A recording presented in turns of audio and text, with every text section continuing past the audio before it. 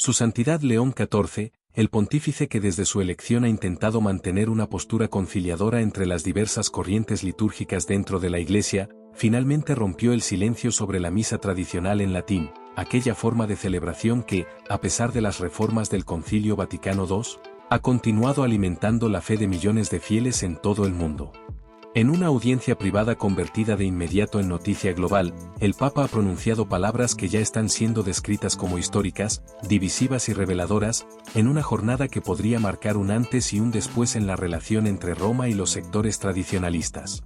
Desde hace décadas, la llamada Misa Tridentina, celebrada en latín y con el sacerdote de espaldas a los fieles, ha sido tanto motivo de nostalgia como de enfrentamientos doctrinales. Algunos la ven como una reliquia sagrada de los siglos pasados, otros, como un obstáculo para la unidad pastoral del catolicismo moderno. Pero desde la llegada de León XIV al trono de Pedro, los sectores más conservadores guardaban la esperanza de que este pontificado representara una apertura o al menos un respeto renovado hacia estas formas litúrgicas. Hoy, finalmente, esas expectativas encontraron una respuesta. Lo que dijo, cómo lo dijo y lo que esto significará para el futuro inmediato de la Iglesia, lo desglosaremos en profundidad a través de este reporte dividido en 5 capítulos, en los que abordaremos no solo sus palabras, sino también el clima de tensión previo, las filtraciones internas del Vaticano y las reacciones que ya están sacudiendo a cardenales, obispos, fieles y críticos alrededor del planeta. Desde la llegada de León XIV al trono de Pedro, una pregunta incómoda flotaba en el ambiente y crecía con cada semana de silencio oficial. ¿Qué decisión tomaría el Papa respecto a la misa tradicional en latín? Nadie dentro ni fuera de Roma ignoraba que el tema se había convertido en un polvorín doctrinal y pastoral, capaz de dividir diócesis, fracturar congregaciones y tensar la delicada unidad de la Iglesia Católica global. Y sin embargo, León XIV evitaba cuidadosamente cualquier pronunciamiento público, cualquier gesto, cualquier declaración que pudiera interpretarse como una toma de posición definitiva. El silencio pontificio, lejos de apaciguar los ánimos, solo alimentó los rumores. En los corredores del Palacio Apostólico se hablaba de reuniones privadas, informes reservados y cartas firmadas por obispos preocupados. Algunas fuentes aseguraban que el Papa había recibido presiones tanto de sectores progresistas como de importantes cardenales conservadores, que le pedían desde medidas restrictivas hasta una rehabilitación plena de la misa tridentina. Pero oficialmente, desde la oficina de prensa de la Santa Sede, todo se reducía a evasivas. Los comunicados vaticanos evitaban deliberadamente referirse al tema. Cada vez que un periodista preguntaba en una rueda de prensa, la respuesta era siempre la misma: el Santo Padre estudia con atención todas las situaciones pastorales y se pronunciará en su debido momento. Ese debido momento parecía no llegar nunca, y el vacío informativo se llenó de especulación. Mientras tanto, en distintas partes del mundo, las parroquias que celebraban misa tradicional seguían llenándose de fieles. Jóvenes familias, grupos de seminaristas, ancianos que conservaban la memoria del rito antiguo y comunidades religiosas vinculadas al Vetus Ordo mantenían viva la liturgia que había sido el corazón de la Iglesia durante más de 4 siglos. Sin embargo, el ambiente se tornó cada vez más tenso cuando comenzaron a aparecer declaraciones de prelados que, en distintas diócesis, advertían sobre las dificultades pastorales y la tentación de ideologización en torno al rito tridentino. En foros tradicionales, blogs católicos y cuentas de redes sociales especializadas, las especulaciones se multiplicaban. Algunos sostenían que el Papa preparaba un decreto restrictivo, otros aseguraban lo contrario, que León XIV simpatizaba en privado con la belleza y solemnidad de la misa antigua y que planeaba defenderla. El clima se enrareció aún más a partir de una filtración interna ocurrida a comienzos de mes, cuando un documento atribuido a un funcionario de segundo nivel del dicasterio para el culto divino circuló discretamente en ambientes eclesiásticos. El texto sugería que el Papa habría ordenado preparar una carta apostólica con normas más rígidas para el uso del misal de 1962, estableciendo autorizaciones caso por caso y bajo control episcopal estricto. Aunque el Vaticano desmintió oficialmente esa versión a las pocas horas, el rumor ya se había expandido como pólvora. Las publicaciones tradicionales denunciaron un intento de censura. Por su parte, portales de tendencia más progresista celebraban la posible decisión como un paso hacia la unidad litúrgica definitiva. El Papa, sin embargo, permanecía en absoluto silencio. No hubo mensajes en Ángelus, ni comentarios en homilías privadas, ni filtraciones de su entorno más cercano. Algunas fuentes aseguraban que León XIV había ordenado a su círculo de confianza no emitir palabra alguna sobre el tema, ni siquiera en conversaciones informales. El hermetismo era total. Solo una pequeña decena de cardenales, elegidos por el propio pontífice, estaban al tanto de las deliberaciones internas. Se dice que incluso altos funcionarios de la Secretaría de Estado desconocían el contenido de los documentos preliminares que, en teoría, circulaban entre los dicasterios implicados. En paralelo, fuera de Roma, las tensiones se hacían cada vez más evidentes. En Francia, grupos de laicos tradicionalistas organizaron vigilias de oración en la Basílica de San Pío X en Lourdes. En Estados Unidos, fieles asistieron masivamente a misas tridentinas en ciudades como Chicago, Washington y Los Ángeles, ofreciendo rosarios y súplicas por la preservación de la liturgia antigua. En Argentina, España y Polonia se organizaron peticiones dirigidas al Santo Padre, recogiendo decenas de miles de firmas. El tema dejó de ser un asunto interno para convertirse en un debate público a nivel internacional. La tensión alcanzó su punto máximo cuando, días antes de la audiencia privada decisiva, un cardenal anónimo ofreció declaraciones confidenciales a un medio italiano, asegurando que el Papa se enfrentaba a la decisión más delicada y potencialmente divisoria de su pontificado. Esa frase, publicada discretamente en las páginas de un periódico romano, fue replicada por medios de todo el mundo. Las conjeturas se dispararon. Algunos vaticanistas aventuraron fechas posibles para un pronunciamiento. Otros sugirieron que León XIV esperaría el próximo sínodo de los obispos para tratar el tema en un ambiente colegiado. Pero nada ocurrió. El Papa callaba, y con su silencio, cada día crecía la sensación de inminencia y de misterio.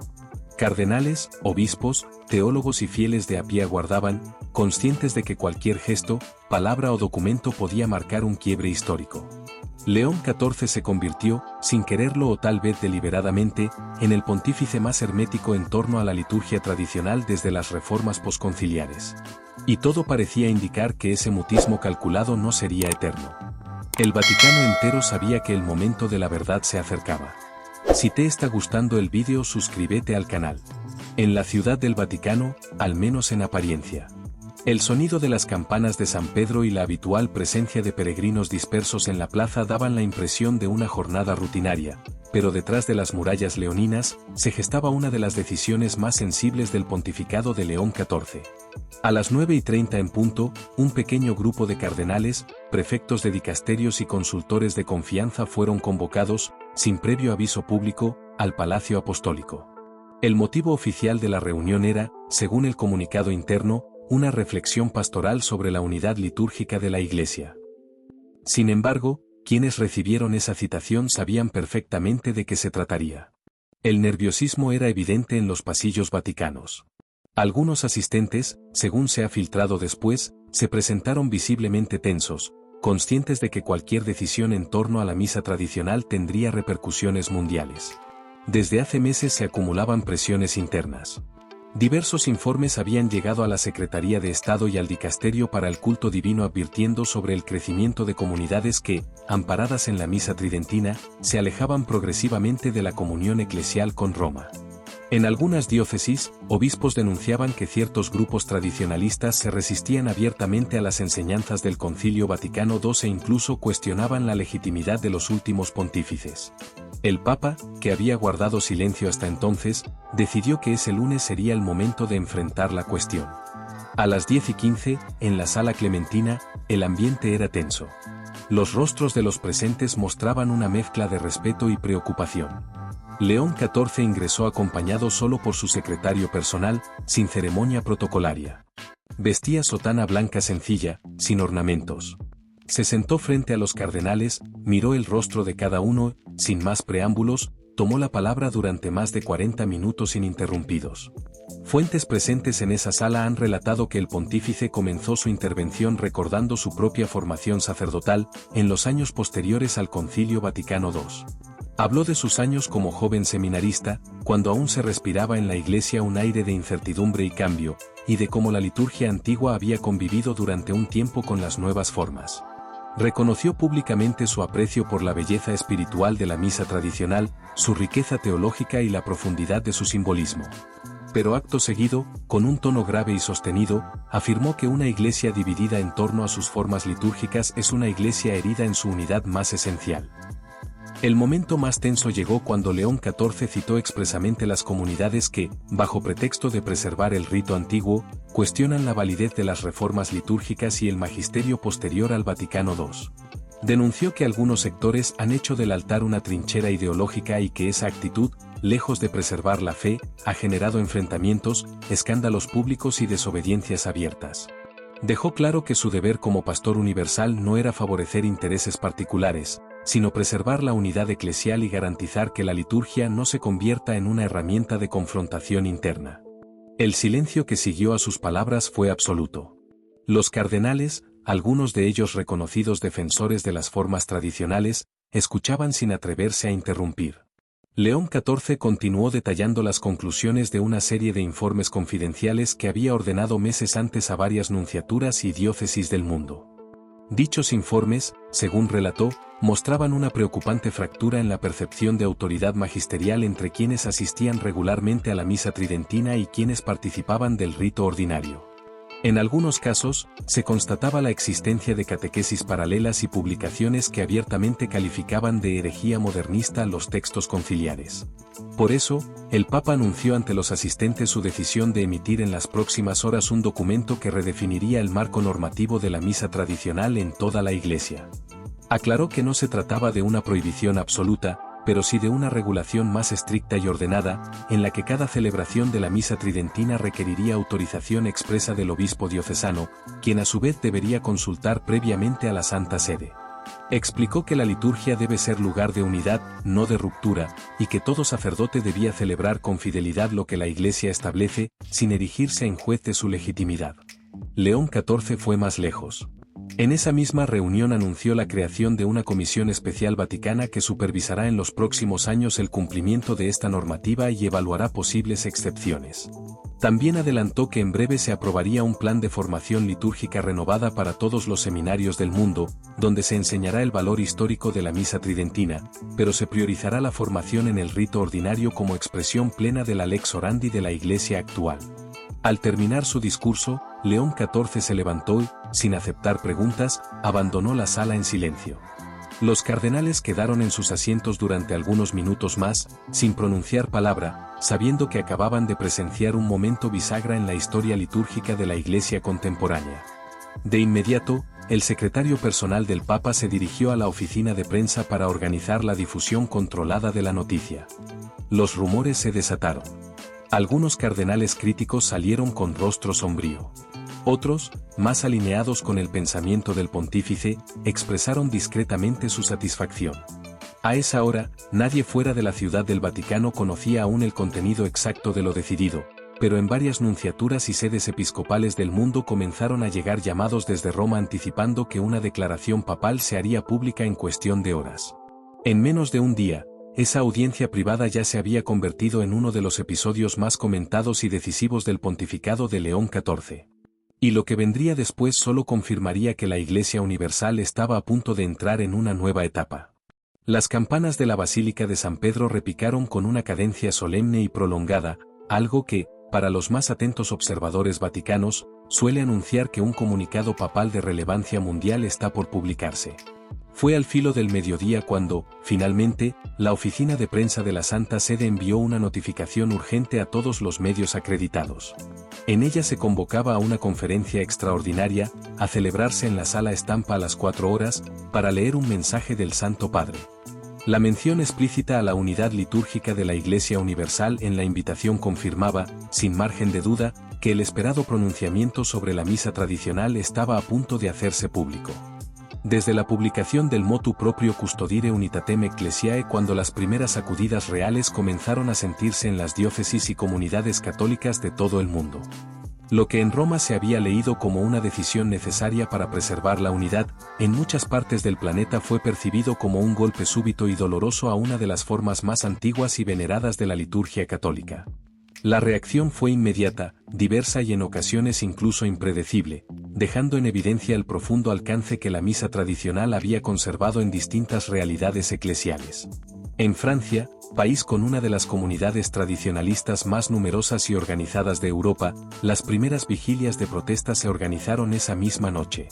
En la iglesia de Saint-Eugène-Sainte-Cécile de París, más de 600 fieles se reunieron espontáneamente para rezar el rosario en latín, encendiendo cirios en las escalinatas del templo. Algunos portaban pancartas que decían fidelidad a Roma, sin renunciar a la tradición. Grupos de jóvenes seminaristas de la Fraternidad San Pedro y del Instituto Cristo Rey Sumo Sacerdote se sumaron en silencio, portando sotanas y velas encendidas. El ambiente era de recogimiento, pero también de profunda tristeza y desconcierto.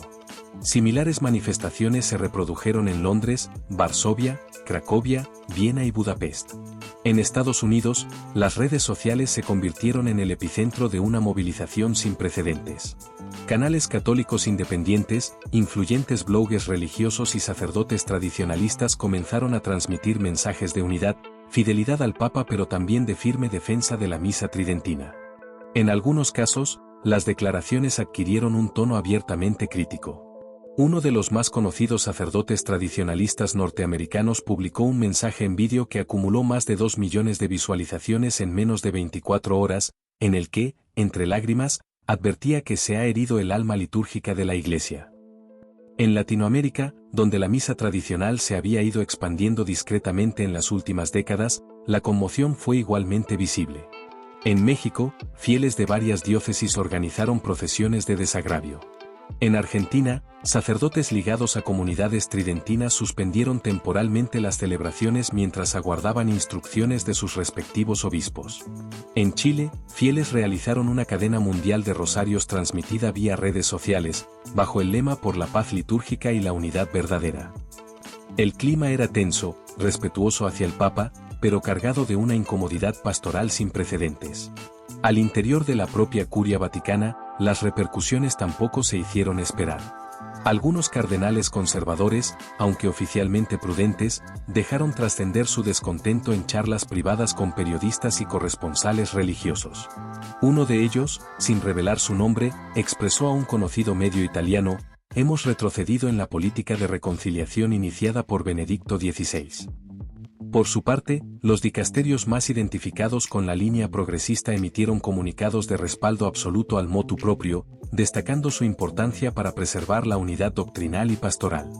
El clima en los pasillos del Vaticano era de tensión contenida, con conversaciones susurradas y gestos medidos. En los seminarios de varias ciudades europeas, jóvenes que se habían formado en la misa tradicional quedaron sumidos en la incertidumbre.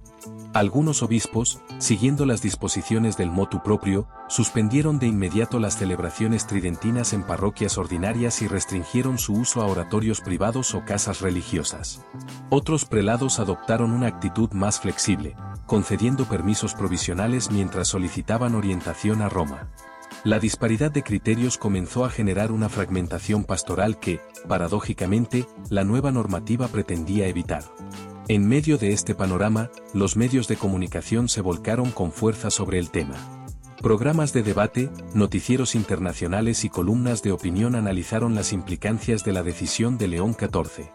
Algunos especialistas destacaron la valentía del Papa al enfrentar un tema históricamente delicado, mientras otros advertían sobre el riesgo de provocar una ruptura con sectores tradicionales que, hasta ahora, se habían mantenido fieles a la comunión eclesial. Importantes diarios europeos publicaron editoriales titulados La batalla de la liturgia, Roma cierra filas y la vieja misa bajo asedio, reflejando el impacto global de la medida. Mientras tanto, en la plaza de San Pedro, un grupo numeroso de fieles tradicionalistas continuó congregándose día y noche. Algunos rezaban, otros cantaban himnos en latín, y muchos portaban retratos de papas anteriores, especialmente de San Pío V y Benedicto XVI. La Gendarmería Vaticana debió reforzar la vigilancia, aunque no se registraron incidentes. León XIV, fiel a su estilo reservado, no realizó ninguna declaración pública adicional en las horas posteriores, aunque se supo que había recibido personalmente a 2 obispos franceses y a un cardenal polaco, quienes le expusieron con respeto las inquietudes de sus comunidades.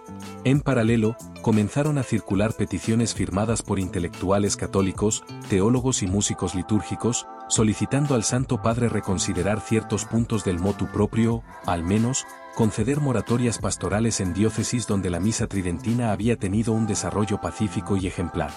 Algunas de estas cartas, de tono respetuoso pero firme, fueron publicadas por medios internacionales y compartidas masivamente en redes sociales. En cuestión de días, la decisión de León XIV se transformó en el tema central de la vida eclesial global. Más allá de la disputa litúrgica, muchos advertían que el debate ponía en juego la relación de la Iglesia contemporánea con su pasado, su capacidad de integrar la diversidad dentro de la unidad y su forma de ejercer la autoridad en medio de una época de tensiones culturales y religiosas. Cuando la conmoción inicial comenzó a estabilizarse y los primeros pronunciamientos diocesanos marcaron una línea pastoral concreta, el mundo católico entero empezó a preguntarse cuál sería ahora el rumbo de la Iglesia en materia litúrgica y cómo se resolverían las tensiones que el motu proprio Custodire Unitatem Ecclesiae había desatado. Si bien el Vaticano había insistido en que la decisión buscaba garantizar la unidad y frenar los abusos, era evidente para muchos que el problema iba mucho más allá de la liturgia, tocando fibras profundamente humanas, espirituales y eclesiológicas. En Roma, los días posteriores al documento fueron de deliberaciones constantes. La comisión especial creada por León XIV para supervisar la aplicación del motu proprio, bautizada informalmente como Dicasterio Pro Unitate Liturgica, recibió en su primera semana más de 1,500 solicitudes, recursos y peticiones de comunidades religiosas, obispos y fieles particulares. Algunos pedían permisos excepcionales para seguir celebrando la misa tradicional en determinadas circunstancias pastorales. Otros solicitaban aclaraciones sobre aspectos ambiguos de la norma, y no pocos advertían sobre la desestabilización que la medida había provocado en diócesis concretas. Si te ha gustado el vídeo, suscríbete al canal.